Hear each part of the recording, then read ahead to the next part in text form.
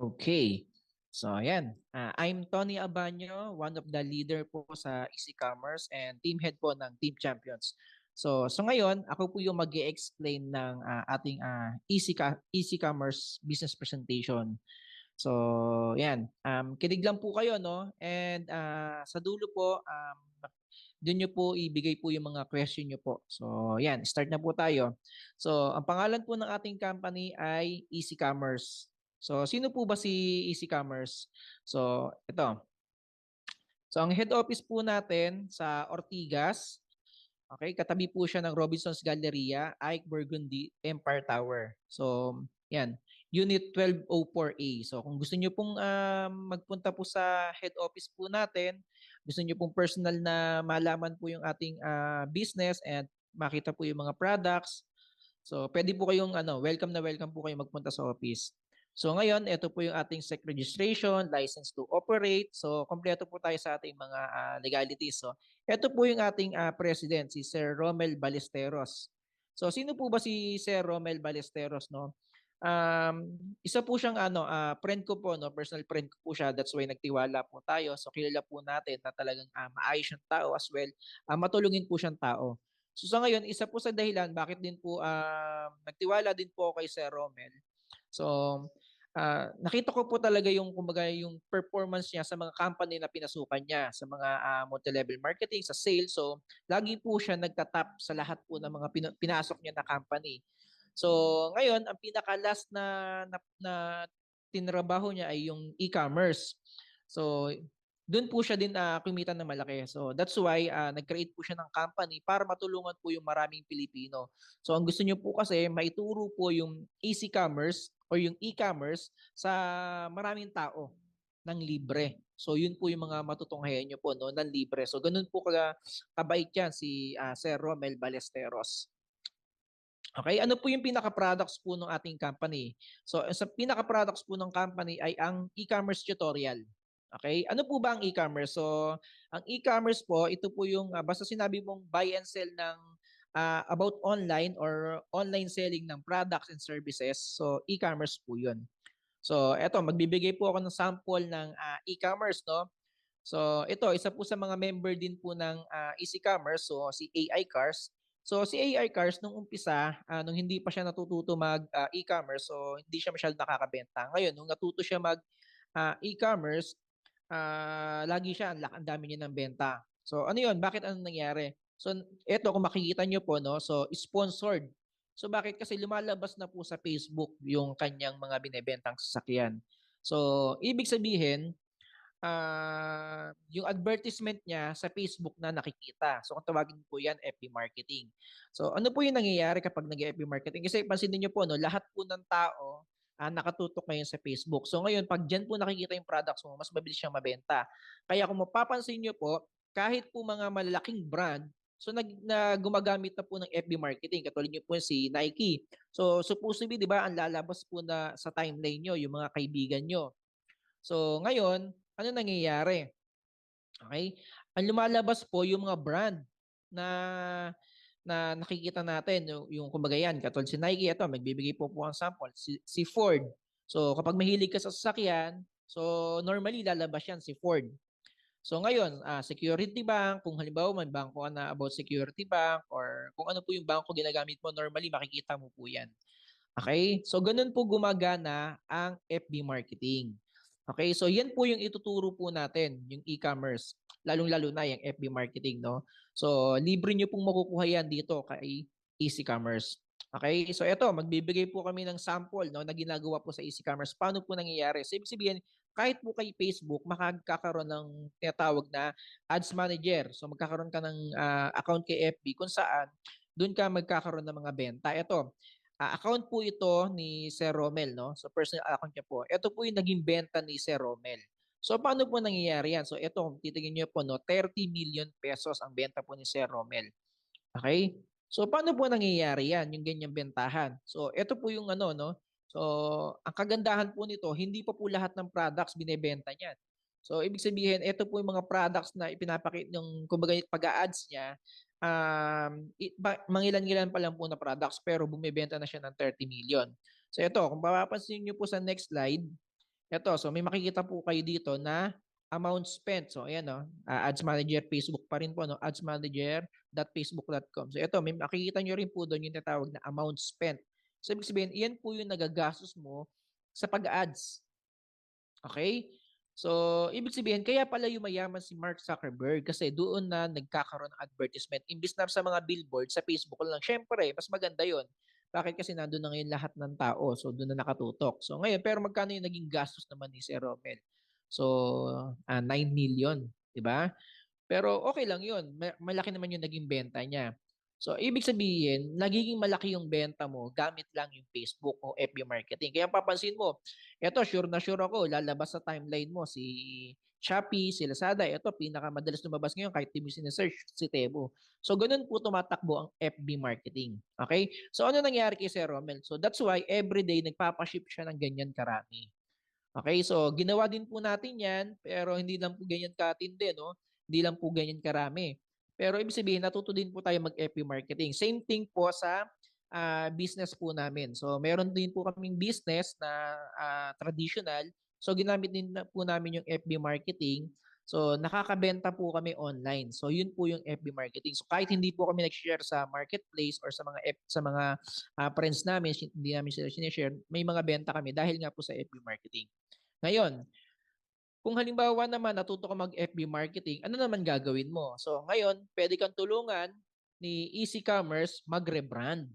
Okay? So yan, create your own brand. So malay mo dito po kay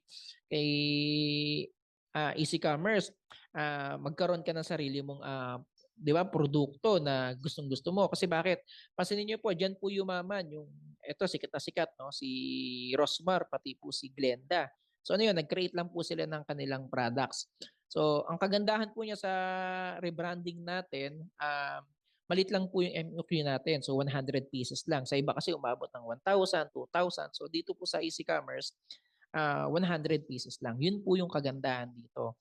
Okay, ngayon, ang tanong naman, sir, what if, nga, marunong na ako mag FB marketing, marunong na ako mag e-commerce. Kaso nga lang, wala akong pampuhunan mag-rebrand. So, tutulungan ka pa rin ni Easy Commerce. Paano? So, ito. Okay? So, ano yung po yung mangyayari? Yan. So, magkakaroon po kayo ng access sa ating mga bodega or liquidation items. So, ang kagandahan po niyan, makukuha nyo ng murang-mura yung mga gadgets po natin. So, yan. Ito, pinakamarami namin na benta din, no? Laptop. Bakit? Ang bentahan po niya sa market, so umaabot po yan ng 8,000 to 10,000. So, meron po tayong mga brand new, meron din po tayong mga second hand. So sa second hand, so ganyan po bentahan yan. Pero magkano lang po magkano nyo lang po makukuha kay Easy Commerce? Umaabot lang po yan 3,000 to 4,000. So may 5,000. Okay? Pero magkano may bebenta? 6,000, 7,000, 8,000. So ibig sabihin, ang laki po ng tutubuin nyo. Ang laki po ng kikitain nyo sa pagbebenta lang po ng mga liquidation or bodega items. So meron din po tayong meron din po tayong mga flat screen, smartwatch. Okay? So meron din po tayong mga monitor. Ayan. So hindi lang po 'yan. Meron din po tayong mga blender. So non-sticky pan. So at marami pang iba. Okay? So ayun po yung kagandahan. Matutulungan po kayo ni Easy Commerce na kung sabihin niyo man po na hindi po kayo magbebenta, personal use, malaki pa rin po yung magiging tulong sa inyo ni Easy Commerce. So that's why nung nakita ko po yung negosyo, pumasok po agad ako dito kay Easy Commerce kasi ang dami pong magiging benefits na talagang kailangan po ngayon. So ano pa? Ito ang kagandahan, no? So bibigyan ka rin ni Easy Commerce ng mga fast-moving products tulad po nito ni Dear Placenta. Okay, so yan, sobrang sikat na sikat po niyan ngayon ni Dear Placenta, no? So ang kagandahan po niyan, galing po ito sa New Zealand. Okay? So ano pa? Meron din po tayong barley. Okay? Premium organic barley from Australia. Okay? So ang kagandahan po niya sa barley po natin, 5 grams per sachet. Bakit? Karamihan po ng nasa market, umaabot ng po ng 3 grams per sachet. So atin po, 5 grams per sachet. Okay? So hindi ko na po para i-discuss lahat no ng mga health and benefits ni barley. Bakit? Alam naman po ngayon, kaya po sikat na sikat yan. So nakakatulong po sa health natin, nakakapag-boost ng ating immune system. Okay? So ito pa ang kagandahan, no? So meron tayong mga upcoming products na alam natin na in ngayon. Yan, mga slimming products. And then ito, meron po tayong mga partnership company na ito, si Nature Rebella, isang example po natin, no? Isa din po yan sa member po ng Easy Commerce, pero naging partner po, may products po siya, pinartner po kay Easy Commerce. Okay, ito pa, Long Reach Products. Okay? So, si Long Reach Products, so before may kumbaga distribution din siya, so nawala po yung ibang ano niya. Ang kagandahan, nakipag-partnership po siya kay Easy Commerce. So later on, ang kagandahan po niyan, marami pong company na magpa-partner po kay Easy Commerce. Okay? So, ganun po kaganda ang atin pong company, no? So, ibig sabihin, ito, no, explain ko lang po, ang mangyayari po kay Easy Commerce, so, pwedeng bilang lang po kayo, 1 to 3 years to 5 years, no? Sobrang dami pong company ang makikipag-partnership kay Easy Commerce at marami po kayong products na makikita dito kay Easy Commerce. That's why, magkakaroon po kayo ng 3 website dito. Bakit po 3 website? Ano po yung mga website na yon? So una, ito explain ko po to, no. Meron po kayong ito para po sa learning. So ito, learn.easycommerceunlimited.com. Para saan po yung website na yan? So diyan niyo po makukuha etong mga makukuha niyong free tutorial po ng e-commerce. So magkano po kada worth po niyan? So umaabot po yan ng 100,000 worth of training. Ngayon, makukuha niyo po yan ng libre kay Easy Commerce. Okay? So pag nag-login po kayo, diyan niyo po makikita. Okay? So yung video po ng mga tutorial kay Easy Commerce. So ngayon, yung pangalawang website po natin, so eto, no, easycommerce.unlimited.com. So pag nag-login po kayo diyan, ano po yung makikita niyo diyan sa website na 'yan? Ito po, no? So, diyan niyo po makikita yung inyong mga earnings, commissions, mga points. So, diyan niyo po makikita yan. So, para saan po yan? So, mamaya explain ko po, no? Yan po yung, kumbaga, isa po yung sa mga lagi namin tinitingnan. Okay, bakit? Kasi diyan po makikita yung malaking income po natin, no? So, yan. Ano ba yung kasama pa kay Easy Commerce? So, yan, business account nga, yung mga in-explain ko sa inyo, no? So, 30 to 50% discount, training, training website, yung pinakita ko po, no? Marketplace. And yan, e-commerce courses. Yung marketplace, ano po yun? Ito na po yun. So, ito po yung pangatlong website na makikita nyo, na makukuha nyo po dito kay Easy Commerce. Ano po yan? Di ba na-explain ko po na marami po magiging products po si Easy Commerce. So, kaya po magkikreate siya na parang Shopee, Lazada. So, ibig sabihin, ganun din po yan. Magkakaroon po kayo ng unique link na wherein lahat po ng products na binebenta ni Easy Commerce, yun din po yung ibebenta nyo. I-share nyo lang po sa friends nyo. Pag bumili sila, so para po siyang drop shipping. So pag bumili po sila, sa ngayon, no, wala po tayong COD dahil nagsimula pa lang po tayo, pero may sistema na po tayo. Pwede po kayong ipasok po sa ating mga group chat. So ngayon, pag na-create na po to, nasa 40% na po yung na-create ng company, no? Pag na-create po to, share nyo lang po yung link nyo. Pag bumili po dyan, so si Easy Commerce po yung magpapaship. Pag bumili po, income nyo po yun. So, ibig sabihin, nakabenta lang po kayo, nag-share lang kayo ng link nyo. Ibig sabihin, para kayong may sarili kayong Shopee at Lazada. Di ba? So, ayun po yung isa pinaka-nabaliw ko. Sabi, grabe, ang ganda naman na ito. Ibig sabihin, kasi bakit? Magkano po mag-create ng website na meron kang Shopee, Lazada? So, yun pa lang po, panalong-panalo na. Kasama po yung tutorial, kasama po yung ating mga bodega items. So, ibig sabihin, kumbaga, kung kukumpitin mo po lahat po ng in-explain ko, no? So, lagpas po 100, lagpas 200,000 yung gagastusin mo. Website pa lang.